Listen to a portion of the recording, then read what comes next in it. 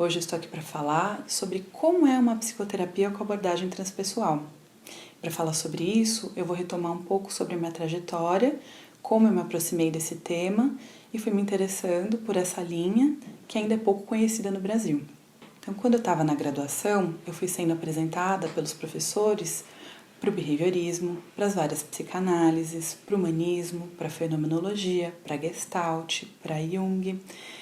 E eu fui descobrindo que, na verdade, não existe uma psicologia, mas várias psicologias. E quando eu estava por volta do 3º ano na graduação, tinha um grupo de veteranos que começou a estudar sobre psicologia transpessoal e montou um grupo de estudos e me convidou para participar. E eu comecei a achar muito interessante essa ideia de que tinha uma abordagem que compreendia o ser humano como biopsicossocial, cultural, histórico e transcendente. Então, finalmente eu tinha encontrado uma linha que via o ser humano como um todo e incluía também a espiritualidade como uma das áreas de interesse, de conhecimento e de estudos, não como uma visão patológica ou infantil em relação a isso, mas com uma visão inserida dentro de um potencial de desenvolvimento. Nesse grupo de estudos, sempre tinha uma discussão a respeito da parte teórica de um texto e depois uma parte vivencial, que incluía visualizações ativas, mandalas, meditações guiadas.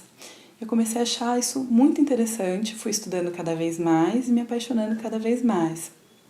Então, eu fui gostando também assim dessa compreensão da psicologia transpessoal, de que todas as linhas são complementares, todas elas são importantes e fazem sentido para a compreensão do ser humano. Então nós temos o behaviorismo com a contribuição de pensar na questão do comportamento humano, daquilo que é passível de ser condicionado através de alguns estímulos que vão reforçar comportamentos para que eles se repitam mais vezes. Então, por exemplo, quando a gente vai elogiar uma pessoa de uma coisa legal que ela fez, porque a gente quer que ela faça mais vezes aquilo. Ou punições para fazer com que determinados comportamentos diminuam em frequência, como no caso das multas de trânsito. E o behaviorismo é considerado a primeira força em psicologia. E a segunda força em psicologia é a psicanálise, que também tem grandes contribuições, porque o Freud, na época que ele desenvolveu a teoria dele, que foi o período vitoriano, tinha um tabu grande em relação à sexualidade. E ele falou sobre a existência da sexualidade na infância e falou também sobre a existência do inconsciente, onde os traumas, as questões vividas em relação a essa sexualidade ficavam guardados, que é a segunda ferida narcísica da humanidade, que é saber, depois de saber, né, que a Terra não era o centro do universo, saber que o ser humano não é apenas racional, que ele também tem motivações inconscientes. A terceira força em psicologia, o humanismo, colocava em foco os aspectos mais saudáveis do ser humano, os potenciais de desenvolvimento humano, de saúde, de bem-estar e a possibilidade de fazer projetos de vida mais autênticos e realizadores. E a quarta força em psicologia, que é a psicologia transpessoal, ela traz as contribuições dessas abordagens anteriores, mas se diferencia delas. Eu vou falar um pouco agora de como ela se diferencia dessas linhas anteriores e as outras contribuições que ela tem de outras abordagens e inspirações, conforme eu falei no vídeo anterior. Bom, o behaviorismo não considera a existência de uma subjetividade humana e nem de um livre-arbítrio, de uma liberdade para fazer escolhas. Tudo é condicionado. E a psicanálise, ela, como herdeira da psiquiatria, traz uma necessidade de distanciamento, de neutralidade, e também de classificação do ser humano em patologias. Então, as pessoas têm que ser ou neuróticas ou psicóticas, dentro desse contexto psicanalítico. E também, no inconsciente, teria só coisas ligadas à sexualidade, né, na infância, principalmente. Não considera que tenham outros conteúdos no inconsciente. E fala da energia psíquica somente ligada à libido. Então, a transpessoal vai acrescentar outros olhares para isso. Vai pensar que nesse inconsciente tem o inconsciente coletivo também, com aspectos arquetípicos e simbólicos, e vai pensar no supraconsciente, que são os potenciais de desenvolvimento que a pessoa já tem, mas ainda não sabe que tem. E vai pensar nessa energia psíquica como mais ampla que a libido, que são contribuições que o Jung já tinha dado. E em relação ao humanismo, a transpessoal vai acrescentar também o olhar para os aspectos do sofrimento, para os aspectos luz e o aspecto sombra, não só para os aspectos saudáveis, para aí sim ter esse olhar para a pessoa como um todo. Então, para falar um pouquinho sobre as contribuições de Jung. Então, de Jung vem essa compreensão de que tem, além do inconsciente pessoal, o inconsciente coletivo, a gente pensar que tem os complexos interferindo no comportamento humano, pensar no conceito de sincronicidade de eventos simultâneos aos quais a gente atribui sentido, pensar na importância de integração dos aspectos luz e os aspectos sombra da psique, ânima e ânimos, pensar no propósito de vida como a realização do si mesmo ou do self, e também pensar nessa questão da importância do inconsciente do terapeuta fazendo parte do processo analítico, e pensar também nessa questão do terapeuta como um curador ferido, seguindo uma metáfora da mitologia do Quiron, que é um centauro, que ele tem a habilidade de cura e a habilidade de ensinar a curar, mas ele mesmo tem uma ferida incurável. E a partir dessa metáfora, a gente pensa que toda pessoa que está sendo atendida, ele tem um pouco de terapeuta. E todo terapeuta tem um pouco de ferido também. Então, acho Jung assim, bastante interessante para a compreensão do ser humano. Aí da fenomenologia e da física quântica, vem essa compreensão de que não existe neutralidade possível, porque a consciência é sempre consciência de algo. E eu escolho a maneira como eu vou me relacionar com esse algo, eu direciono o meu olhar. Então, na física quântica, o método que eu escolho para analisar o que é a menor parte do átomo faz com que eu encontre ou partícula ou onda. Então, eu vou sempre interferir, influenciar no campo onde eu estou atuando.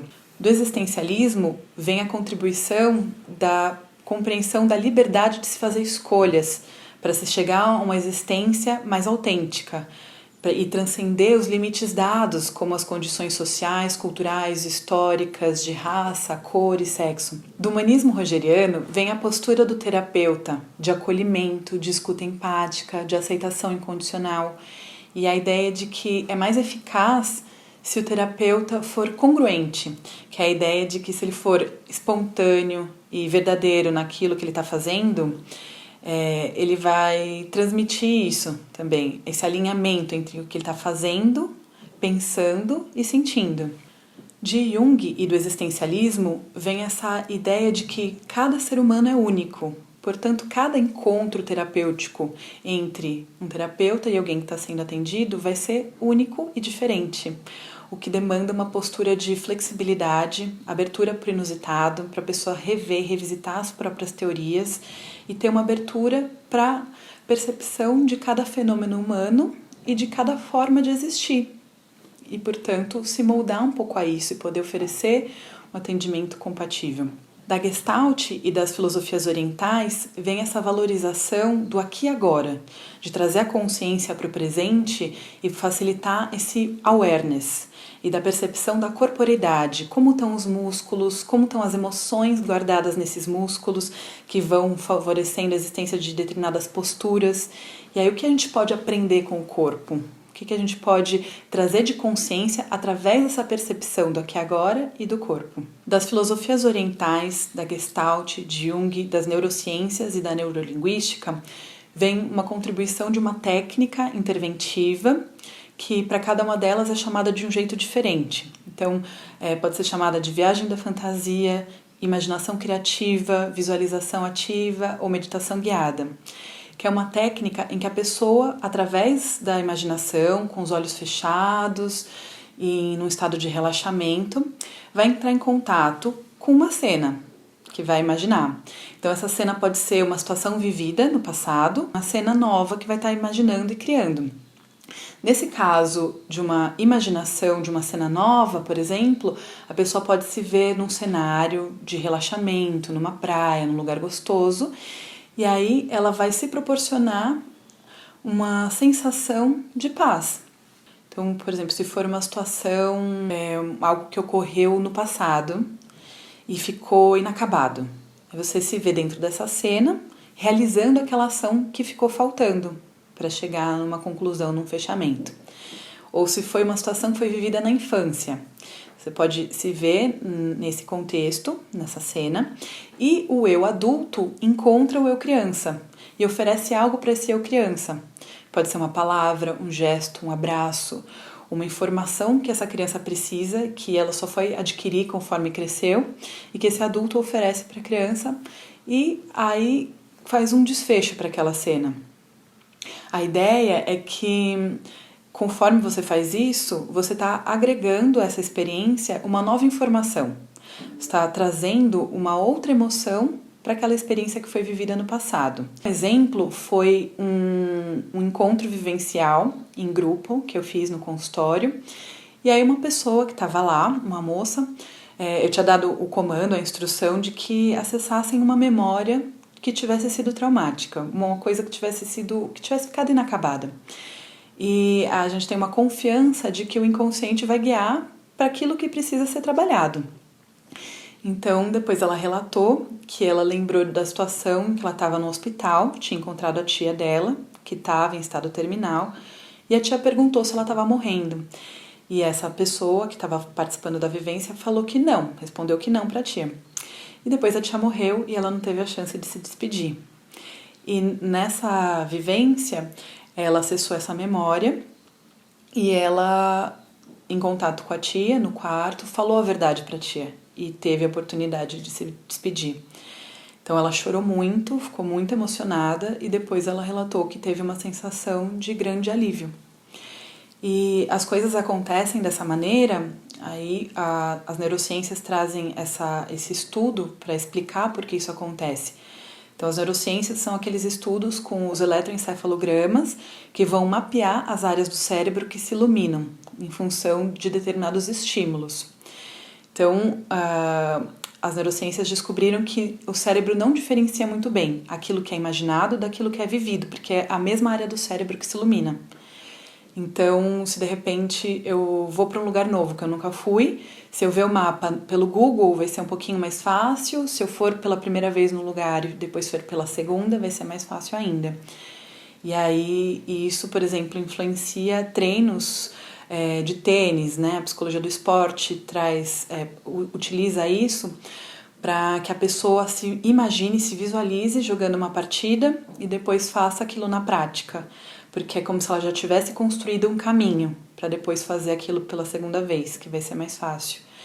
Então, a pessoa que acessa uma cena, uma situação do passado que tenha ficado inacabada, ela agrega a ela essa nova vivência, essa nova experiência, essa nova memória e ela, ao diluir aquela emoção, ela passa a ter mais liberdade para viver o presente, menos influenciada pelaquela situação inacabada e aberta, e ela libera um pouco de energia para poder viver o presente.